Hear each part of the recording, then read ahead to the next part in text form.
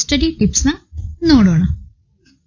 ಮೊದಲನೇದು, ಪರೀಕ್ಷೆ ಹತ್ತಿರ ಬಂದಾಗ ಓದುವುದಕ್ಕಿಂತ ಮೊದಲೇ ಯೋಜನೆ ಹಾಕಿಕೊಂಡು ಓದಲು ಪ್ರಾರಂಭಿಸಿ. ಏಕೆಂದರೆ ಪರೀಕ್ಷೆ ಎಷ್ಟು ದಿನ ತಯಾರಿಗೆ ಅಗತ್ಯವಿದೆ ಎಂದು ನಮಗೆ ತಿಳಿದಿರಬೇಕು. ಎರಡನೇದು, ಹೇಳಿಕೊಳ್ಳುತ್ತಾ ಓದುವುದು. ಹೇಳಿಕೊಳ್ಳುತ್ತಾ ಓದುವುದರಿಂದ ಮನಸ್ಸು ಬೇರೆ ಕಡೆಗೆ ಜಾರುವುದಿಲ್ಲ. ಇಲ್ಲವಾದರೆ ಆಗಾಗ ನಮಗೆ ಗೊತ್ತಿಲ್ಲದೆ ಎಲ್ಲೆಲ್ಲೋ ಅಲೆದಾಡಲು ಹೋಗುತ್ತದೆ. ಮೂರನೇದು, ಇಂಪಾರ್ಟೆಂಟ್ ಟಾಪಿಕ್ನ ಮೊದಲು ಓದಲು ಪ್ರಾರಂಭಿಸಿ. ಅದು ಹೇಗೆ ತಿಳಿಯುತ್ತದೆ ಎಂದರೆ ಹಳೆಯ ಪ್ರಶ್ನೆ ಪತ್ರಿಕೆಯಿಂದ ತಿಳಿಯುತ್ತದೆ. ಅಂತಹ ಪಾಠಗಳಿಗೆ ಹೆಚ್ಚು ಗಮನ ಕೊಡಿ. ನಾಲ್ಕನೇದು, ಪರೀಕ್ಷಾ ದಿನಗಳು ಹತ್ತಿರವಿದ್ದಾಗ ಹೊಸ ಪಾಠಗಳನ್ನು ಓದದಿರಿ. ಏಕೆಂದರೆ ಅದು ನೆನಪಿಗೆ ಬರುವುದಿಲ್ಲ. ಬದಲಿಗೆ ಓದಿರುವ ಅಂಶಗಳನ್ನು ಪುನರಾವರ್ತನೆ ಮಾಡಿ. ಐದನೇದು, ಭಯದಿಂದ ದೂರವಿರಿ.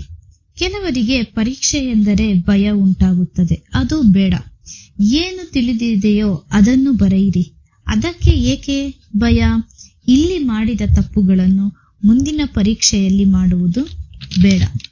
ಆರನೇದು, ಪರೀಕ್ಷಾ ಸಮಯ ಹತ್ತಿರವಿದ್ದಾಗ ಹೊಸ ಪುಸ್ತಕಗಳನ್ನು ಓದುವುದು, ನೋಟ್ಸ್ ಮಾಡುವುದು ಬೇಡ. ಈಗಾಗಲೇ ನಿಮ್ಮ ಮೆದುಳು ಹಳೆ ಪುಸ್ತಕದ ಪುಟಗಳಿಗೆ ಹೊಂದಿಕೊಂಡಿರುತ್ತದೆ. ಪದೇ ಪದೇ ನೋಡಿರುತ್ತೀರಿ. ಪುಟಗಳಲ್ಲಿ ಏನೇನೋ ಬರೆದಿರುತ್ತೀರಿ. ಹಾಗಾಗಿ ಹೊಸ ಪುಸ್ತಕ ಓದಬೇಡಿ. ಏಳನೇದು, ಗಾಸಿಪ್ಗಳಿಗೆ ಕಿವಿಗೊಡಬೇಡಿ. ಪರೀಕ್ಷಾ ಸಮಯದಲ್ಲಿ ಸೋಷಿಯಲ್ ಮೀಡಿಯಾಗಳಿಗೆ ಮನಸ್ಸು ಕೊಡಬೇಡಿ.